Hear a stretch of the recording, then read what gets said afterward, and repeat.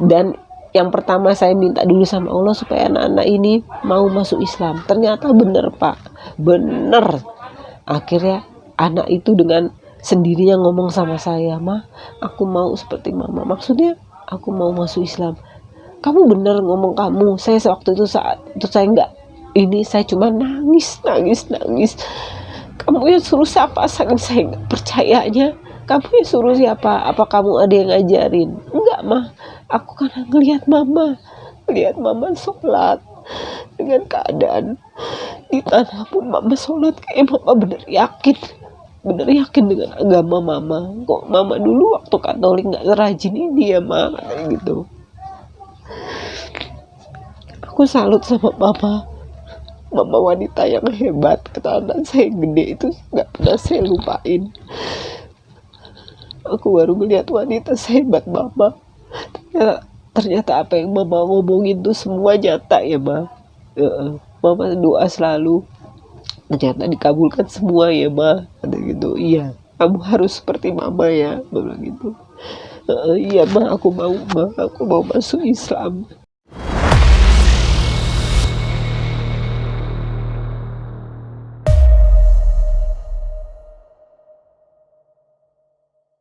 Nah akhirnya dengan keadaan saya yang kesini semakin parah. Waktu itu Desember biasanya kampus kan tutup tuh.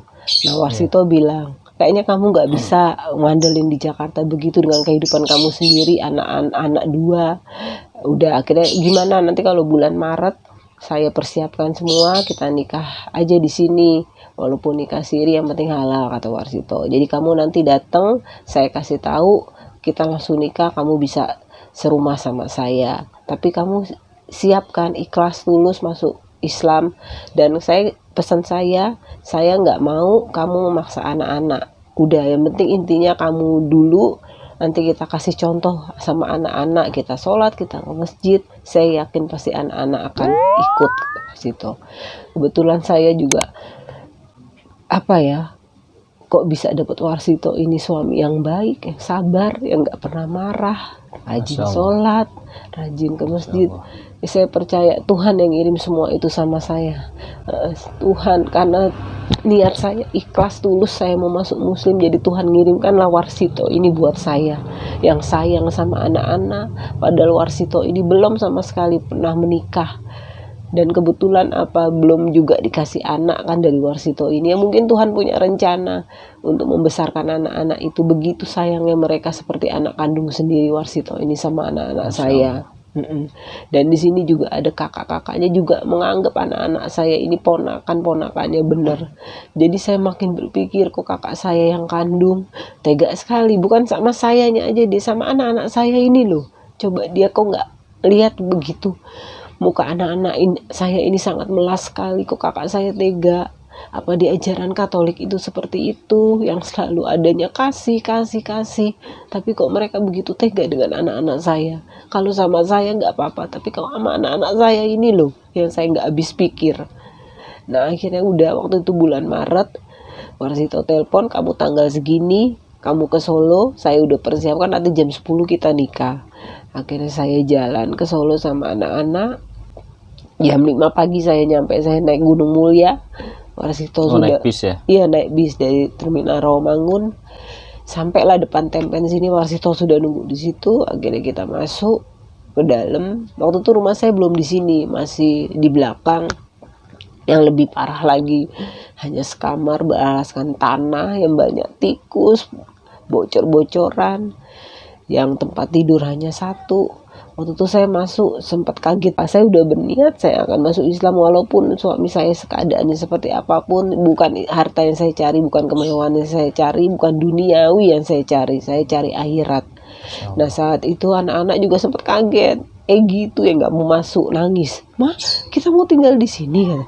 Kok di kosan dulu lebih parah di sini?" "Nggak apa-apa, kamu nurut mama. Ini semua pasti ada hikmahnya." Saya cuma bilang begitu. Kita sengsara dulu, pasti nanti kita nggak lama di sini, aku bilang gitu. Saya cuma nginin si Egi waktu itu masih kecil kan. Kita di sini sementara aja, kamu percaya sama mama. Akhirnya mereka masuk, udah kita hidup di situ. Kalau hujan lebih sengsara lagi, bocor, kita harus nggak bisa tidur, kita duduk itu dari malam sampai pagi itu duduk, karena nggak ada lagi tempat kan. Jadi satu tempat tidur itu berempat, kadang Warsito yang ngalah di bawah pakai tikar udah. Tapi saya bilang, ya Allah, ini emang udah jalan saya, ini cobaan saya untuk masuk ke surgamu. Saya cuma berprinsip gitu aja. Akhirnya bener, saya akhirnya jam 10 kakak-kakak Warsito datang pagi itu, udah bilang nanti kamu jam 10 datang, Ustadz semua saksi udah disiapin. Ya udahlah, terjadi jam 10 itu. Akhirnya saya nikah, disaksiin Pak RW, Pak RT, keamanan sini dengan Ustadz Ari waktu itu, sama kakak-kakak Warsito pada datang. Ya dibikin lah acara kecil-kecilan, bagi-bagi tetangga, selamatan, biar tetangga tahu bahwa saya udah menjadi istrinya Warsito. Nah, mulai saat itu ya sedikit dari Ustadz ya. Waktu itu Ustadz juga menasihatkan saya, ibu, karena ini anak-anak juga belum mau kan, jadi ibu harus memberi contoh, terlebih Warsito kepala rumah tangga. Waktu itu Egi benar-benar nangis, saya mau masuk Islam. Anak ibu yang laki. Kalau yang pertama cuma diem, tapi dia marah sama saya, nggak nanya itu Pak seminggu. Jadi di dalam rumah itu dia ini cuma sekedarnya aja nanya. Nah akhirnya saya cuma tanya sama mereka, kamu kenapa kok marah sama mama? Iya saya nggak mau ma, kok kita dari Katolik ya sama-sama ke gereja, sekarang mama Islam, nanti kita ke gereja mama Islam, terus kita biasa sama-sama ke gereja, tapi kenapa sekarang mama sholat, mama ini?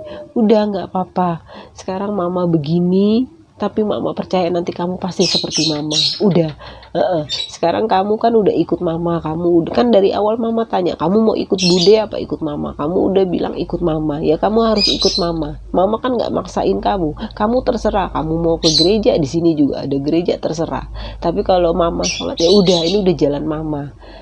Ya udah, akhirnya mereka lama-lama diam. Udah pas seminggu tuh mereka baru negor saya, karena mereka melihat saya sholat, walau dalam keadaan rumah seperti itu saya tetap sholat, tetap ke masjid, tetap ikut pengajian, Warsitonya juga. Jadi ya mereka ngeliatin aja, tapi saya nggak ada tuh kata-kata udah kamu, nggak ada. Saya sama anak-anak itu nggak ada. Akhirnya benar, saat itu saya juga cuman bilang sama Allah, ya Allah, saya cuma ingin saya pelan-pelan dirubah kehidupan saya untuk anak-anak, biar anak-anak di Solo ini bisa betah, bisa sekolah. Karena anak-anak ini kan belum kakak Solo, jadi saya juga susah, harus mereka swasta. Kehidupan saya seperti ini, suami kerja seminggu juga nggak banyak untuk menyekolahkan anak ini, kayaknya nggak bisa kalau dua-duanya di swasta. Saat itu saya belum bisa kerja karena belum kenal lingkungan di sini kan. Tapi saya percaya, ya Allah, Kau pasti memberikan jalan buat saya. Saya cuma minta sholat begitu, dan saya paling minta supaya anak-anak diturunkan hatinya, ya Allah, biar bisa dia nerima saya seperti ini dan dia bisa mengikuti saya seperti ini. Ya banyak sekali itu Pak perjuangan saya untuk masuk Islam. Tapi prinsip saya bukan nyari duniawi, saya nyari akhirat untuk masuk surga. Karena saya berasa kalau saya ikut kakak terus, walaupun keadaannya berlebihan, tapi kayaknya kok saya merasa saya nanti gak bisa masuk surga. Karena yang saya sembah itu kok kayak patung-patung begitu, gambar-gambar poster begitu. Jadi saya berpikir, oh benar juga ya nasihat-nasihat tetangga saya waktu saya sakit itu. Mereka kan menasihatkan saya, coba ibu ini pikirkan lagi. Banyak nasihat-nasihat itu yang sampai sekarang saya nggak pernah saya lupakan tuh. Nah udah, akhirnya ternyata benar Pak, semua sholat saya dijabah sama Allah, didengar sama Allah. Akhirnya pelan-pelan saya bisa pindah ke rumah sini, walaupun ya keadaannya seperti ini, tapi saya udah bersyukur saya punya anak-anak kamar sendiri, terus dari tanah bisa ke semen, yang tadi kamar bisa lumayan panjang, walaupun sama nggak ada sumur, nggak ada kolah. Dan yang paling saya senang lagi, saya nggak minta berlebihan harta sama Allah, enggak. Saya cuma minta kedamaian, suami yang sabar, menjadi suami iman yang soleh, anak-anaknya soleh dan soleha. Itu permintaan saya, dan bisa mendidik anak-anak sekolah, anak-anak biar bisa lulus. Tapi semua dijabah sama Allah. Saya percaya, saya sejak masuk muslim, semua apa yang saya minta sama Allah pasti dikabulkan, termasuk rumah. Saya yakin banget waktu itu bilang sama si Egi, kamu percaya sama mama, kita nggak lama di rumah sini. Bener terjadi itu Pak. Akhirnya saya pindah di rumah ini bulan Oktober, pindah di sini. Nah udahlah, yang tadi di sana cuman punya kompor, tempat tidur satu, sekarang ya lumayan, walaupun seperti ini tapi lumayan menurut saya. Akhirnya apa yang saya juga nggak habis pikir yang Allah berikan sama saya, anak-anak ini bisa sekolah di swasta Pak. Padahal saya nggak punya pikiran itu duit dari mana, tapi saya yakin yang besar saya masukkan SMK Saraswati waktu itu harus ada uang muka 1,5, bayarannya waktu itu cuma 250 kelas 1. Tapi saya dengan PD-nya, saya cuma menyebut, ya Allah tolong bantu saya untuk mencari biaya anak ini. Ternyata ada aja jalan Pak. Akhirnya anak ini bisa masuk, ternyata saya bisa sekolah sampai sekarang kelas 2 SMK. Terus yang paling Allah dengarkan lagi, saya pengen ya Allah anak-anak ini masuk di sekolah Islam. Dan yang pertama saya minta dulu sama Allah supaya anak-anak ini mau masuk Islam. Ternyata bener Pak, bener. Akhirnya anak itu dengan sendirinya ngomong sama saya, "Ma, aku mau seperti mama." Maksudnya aku mau masuk Islam. Kamu bener ngomong kamu. Saya waktu itu saat itu saya nggak ini, saya cuma nangis. Kamu yang suruh siapa? Saking saya nggak percayanya. Kamu yang suruh siapa? Apa kamu ada yang ngajarin? Enggak mah. Aku karena ngelihat mama sholat dengan keadaan di tanah pun mama sholat, kayak mama bener yakin dengan agama mama. Kok mama dulu waktu Katolik nggak rajin ini ya ma, kayak gitu. Aku salut sama mama wanita yang hebat. Kata anak saya gede itu nggak pernah saya lupain. Aku baru melihat wanita sehebat mama. Ternyata apa yang mama ngomongin tuh semua nyata ya ma. Mama doa selalu, ternyata dikabulkan semua ya ma. Ada gitu, iya kamu harus seperti mama ya, mama gitu. Iya ma, aku mau masuk Islam. Akhirnya waktu itu kakaknya suami saya ada kenalan di Kementerian Agama, Pak Amin, bilang cerita masalah saya. Akhirnya kata Pak Amin itu udah bertiga langsung masuk ke Kementerian Agama. Itu prosesnya cepet. Waktu itu saya sempat ditanya-tanya, ini Bu mau ketemu siapa? Pak Amin. Oh nggak bisa begitu Bu, kalau mau mualaf itu harus rekomendasi RT RW kelurahan, nggak bisa semudah itu. Oh Pak, saya udah janjian sama Pak Amin. Akhirnya Pak Amin datang, oh nggak apa-apa, suruh masuk. Dengan lancarnya saya akhirnya syahadat bertiga sama anak-anak saya. Akhirnya Pak Amin itu salut. Saya salut sama ibu, bener-bener ibu. Akhirnya saya bertiga bersyahadat. Sempat saya diamplopin juga tuh sama Pak Amin itu, dikasih sajadah, dikasih apa-apa sama Pak Amin itu, sampai diongkosin pulang pergi saya diganti. Pokoknya ya Allah, saya benar-benar saya juga nggak bisa berbuat apa-apa. Kok begitu indah menurut saya. Apa yang saya minta sama Allah tuh pasti dijabah. Pernah saya di rumah nggak ada sama sekali makanan. Suami waktu itu sakit, mondok di rumah sakit Kustati. Untungnya suami punya KIS kan, jadi nggak perlu biaya. Jadi nggak ada yang kerja seminggu, benar-benar saya nggak punya beras, nggak punya apa-apa. Saya cuma bilang sama Allah, mungkin ini cobaan saya untuk masuk ke surgamu, tapi semua akan saya jalankan. Saya percaya walaupun keadaan saya saat ini benar-benar sulit, ini semua cobaan yang kau berikan sama saya. Engkau menguji saya, apakah saya kuat, apakah saya masuk Islam aja karena cinta, apakah aja karena duniawi. Mungkin itu ujianmu sama saya ya Allah. Tapi kalau engkau tahu ya Allah, ini saya masuk Islam dengan hati yang ikhlas dan tulus. Jadi semua cobaan yang kau berikan, saya sabar, saya pasti menghadapi dengan ikhlas dan tulus. Ini keadaan saya, yang suami saya sedang sakit, saya tidak punya apa-apa. Saya 1 hari tidak makan, anak-anak saya nggak makan. Saya terima ya Allah, tapi saya percaya Engkau pasti menurunkan rezeki melalui orang-orang di sekitar saya. Bener Pak, waktu itu saya sholat maghrib, habis isya jamaah masjid sini datang Pak, itu loh, datang bawa beras 5 kilo, telur 3 kilo, sama amplop. Itu saya bilang sama anak-anak, dilihat mama sholat maghrib, mama cuma minta sama Allah turunkan orang-orang yang baik untuk memberi, bukan saya, anak-anak saya makan. Ternyata bener kan, jemaah masjid datang 2 orang ngasih itu Pak. Makanya anak-anak percaya sekali, omongan saya itu, doa-doa saya selalu dikabulkan sama Allah. Nah, akhirnya saat itu ya udah, kita bisa makan selama seminggu.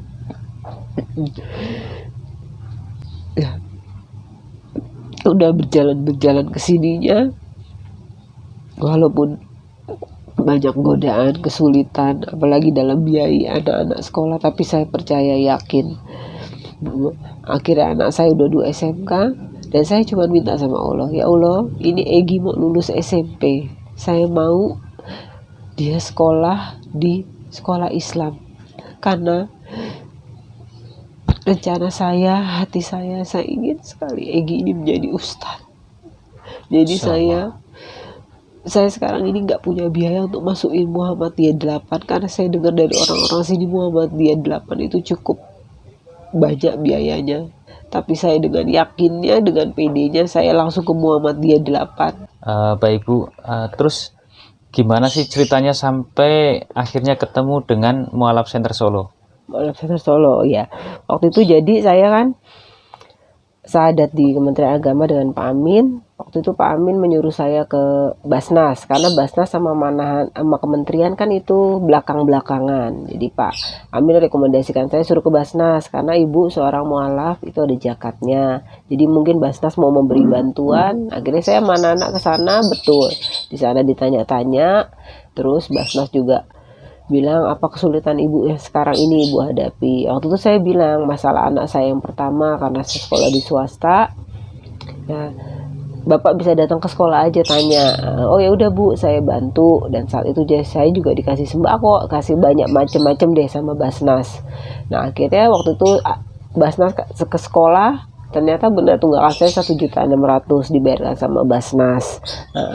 Dan akhirnya Basnas bilang, Bu, kalau memang ibu suatu saat punya kesulitan apa, di Solo itu ada loh Bu, grup Mualaf Center Raya Solo. Ibu bisa coba, kita nggak ada nomor teleponnya, ibu cari di Google katanya. Akhirnya waktu itu setelah di rumah 2 hari saya cari coba. Oh ternyata benar ada pengurus Mualaf Center Solo Raya. Nah waktu itu saya ketemu Bu Diana itu, Bu Diana. Akhirnya saya WA Bu Diana akhirnya menanggapkan dengan baik. Dan sempat kesini tuh silaturahmi, dan akhirnya Bu Diana menghubungkan ke atasannya almarhum Bu Erni. Akhirnya Bu Erni juga kesini dengan suami, ngasih beras 20 kilo. Dan akhirnya kata Bu Erni itu, Bu, nanti aku masukin ke Mualaf Center Group ya Bu. Di sana ada setiap minggu Ahad ada perkumpulan khusus mualaf dengan Ustadz Daniel katanya. Nah, akhirnya saya jujur sama Bu Erni, karena keadaan saya seperti ini Bu, saya kayaknya nggak bisa Bu untuk kemanahan, pulang pergi sama anak-anak karena transportasi ongkosnya cukup lumayan. Oh ya udah nggak apa-apa Bu, kita mengerti kata Bu Erni gitu. Yang penting Ibu aktif ya di grup mualaf itu, kalau ada apa-apa berita Ibu ya itulah jawab-jawab, sekedar Ibu aktif aja. Udah akhirnya kemarin Bahdo tahun kemarin Lebaran ada halal bihalal, Bu Erni mengundang saya, Bu bawa anak-anak ya Bu ke sini silaturahmi, nanti ongkos pulang pergi saya yang tanggung. Alhamdulillah aku bilang sama Bu Erni. Akhirnya kita ke sana, betul di situ ada perkumpulan Mualaf Center, ada Ustadz Daniel, pengurus Mualaf Center. Ya sampai sekarang inilah. Memang mereka kan sibuk, mungkin terlalu banyak mualaf di Solo Raya.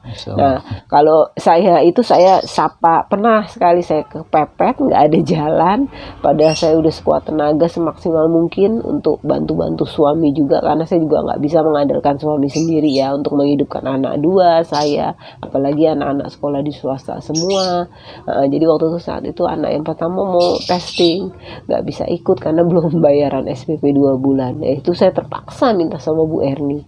Akhirnya Bu Erni kasih dengan tanggapan yang baik, yang tulus, yang ikhlas. Akhirnya langsung kasih sama Bu Erni dianterin ke sini. Alhamdulillah, gue bilang ya Allah banyak sekali saudara-saudara muslim saya yang sangat memperhatikan saya. Saya kalau tidak terpaksa saya tidak mungkin mau minta-minta. Siapa sih ya Pak orang yang mau minta-minta? Ya udah akhirnya anak itu bisa testing. Ya alhamdulillah sekarang anak saya kelas 2 SMK. Saya juga nggak tahu biaya dari mana-mana. Intinya saya percaya itu Allah semua yang ngasih biaya untuk anak-anak. Anak laki di Muhammadiyah 8, yang besar di SMK Saraswati. Sampai tetangga sini bingung, kok saya bisa ya menyekolahkan anak-anak 2 di swasta semua, padahal bayarannya cukup lumayan, suami kerjanya seperti itu aja, saya juga seperti itu. Itulah ya saya nggak habis pikir sampai sekarang Pak. Terus pada akhirnya alhamdulillah ya, Iya. anak-anak sudah masuk Islam semuanya. Amin, walaupun awal-awal justru tidak setuju ibunya setuju. masuk Islam ya kan. Iya, nangis menentang. Tapi Allah berkehendak lain. Iya. Ternyata Allah menurunkan hidayah kepada anak-anak ibu. Anak-anak, iya. Masya Allah. Amin, iya. Terus pada saat ibu bersyahadat di Solo ini, Iya. apakah dari pihak keluarga di Jakarta tahu? Tahu Pak, tahu. Karena kan anak yang pertama kan FB-nya juga teman-temannya kakak-kakak WA. Itu reaksinya gimana? Wah, marah Pak. Sampai anak yang besar waktu itu sempat, "Ma, aku kan posting fotoku pakai hijab. Ini loh Ma, Tante Uci," katanya, "masa inbox seperti ini?" Katanya jangan bangga pakai kerudung, jangan bangga kamu akan masuk surga, jangan bangga merasa yang benar, bilangin mama kamu udah salah jalan, jangan senang-senang masuk Islam, katanya gitu. Kok Tante Uci ngomongnya seperti ini? Udah biarin, nggak apa-apa, mungkin Tante Uci lagi berantem sama suaminya, pusing, stres kali, mungkin ngelihat kamu begitu. Saya jujur Pak nggak pernah ngajarin anak-anak ini jelek-jelek sama ayahnya, terlebih-lebih nggak pernah saya menyuruh-nyuruh dia benci sama ayahnya, nggak. Saya pokoknya percaya sama mereka yang tahu yang benar siapa, yang salah siapa. Sama saudara-saudara kakak saya juga nggak pernah ngasih masukan yang jelek-jelek sama anak-anak saya. Biar gimana pun mereka adalah pak de bude kalian, mereka bapak kamu, jadi kamu nggak boleh dendam, nggak boleh sakit hati, tetap menghormati. Karena di ajaran Islam, agama Islam, kamu tahu sendiri kan, itu semuanya baik-baik aja, nggak pernah mengajarkan yang jelek-jelek. Itu aja. Masya Allah. Selama masuk Islam, Iya. itu yang bimbing ibu itu siapa? Bimbing saya itulah Pak. Jadi alhamdulillah juga nih. Jadi saya dipertemukan Warsito ini yang kebetulan kakaknya kerja, yang juragannya ustadz dan ustazah yang punya masjid Mutakin di sini. Itu yang saya nggak habis pikir juga Pak. Jadi saya dibimbing sama kakak ipar saya ini ya. Kalau ada pengajian di masjid, saya disuruh ikut. Terus kalau ada bersih-bersih masjid, apa kadang kakak kan suka masak buat itu TPA itu saya disuruh bantuin, yang ngepel masjid, apa di juragannya juga kadang bantuin di sana. Pokoknya jalan sama Warsito ini saya percaya Pak, Allah yang ngasih saya. Kok dilalah kakak iparnya juga juragannya ustazah, itu mereka yang membimbing saya sampai saya benar-benar yakin, tambah yakin sampai sekarang ini. Masya Allah. Terus untuk keseharian ibu itu kesibukannya apa sekarang? Kesibukan saya sekarang ini berawal dari tetangga depan ini Pak, karena dia tahu saya sehari-hari di rumah. Nah dia tanya sama saya, "Mbak Ana, maaf ya sebelumnya, saya sebenarnya mau nawarin tekewo sama Mbak Ana. Mau nggak Mbak Ana setrika di tempat saya?" "Oh mau Bu, itu yang saya cari-cari. Saya merasa di sini saya kan belum kenal bener sama tetangga sini. Jadi saya kalau mau nawarin ke rumah-rumah tuh saya nggak enak." "Oh nggak apa-apa Mbak Ana. Udah Mbak Ana setrika di sini. Nanti kalau ada yang mau nanti saya kasih tahu." Akhirnya ya berawal dari ibu depan ini. Akhirnya mungkin karena kerjaan saya juga rapi bersih, ya ditawarin ke tetangga-tetangga sini. Nah udahlah mulai dari situ Pak, satu-satu. Kadang ada yang manggil saya, kayak kemarin saya sama bapak saya bilang abis maghrib ya itu, karena ada yang manggil dari pagi sampai sore. Biasanya kalau seharian gitu ya semua dikerjain. Tapi kalau yang cepat paling setrika aja, apa nyuci aja gitu. Iya. Karena ngandelin suami juga nggak bisa Pak. Saya juga nggak bisa neken suami saya karena saya bawa anak 2 ini sekolah di swasta. Iya. Tapi alhamdulillah ya ibu bersyukur punya suami yang baik, Iya, luar biasa ya. Saya percaya suami saya ini bukan dari siapa-siapa, dari Allah yang nurunin buat saya, Pak. Masya Allah. Iya. Semoga Ibu kedepannya semakin baik Amin. bersama keluarga, Amin. rukun, Iya, amin. menjadi keluarga yang sakinah, mawaddah, warahmah, bahagia bersama anak-anak. Walaupun anak-anak ini bukan anak kandung dari Pak Warsito ya, tapi iya. alhamdulillah ya, Amin, Pak. Pak Warsito ini menerima dengan baik dan sayang kepada mereka-mereka ya. Menganggap Masya anak Allah. kandung sendiri, Pak. Masya Allah. Iya. Masya Allah. Baik Bu, terima kasih banyak. Iya. Demikianlah perbincangan kami pada kesempatan kali ini.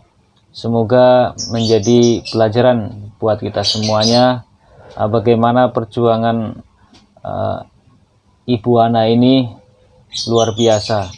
Saya Cak Nur, mohon maaf barangkali ada kesalahan, dan apabila ada benarnya semata-mata itu datangnya dari Allah Subhanahu wa taala.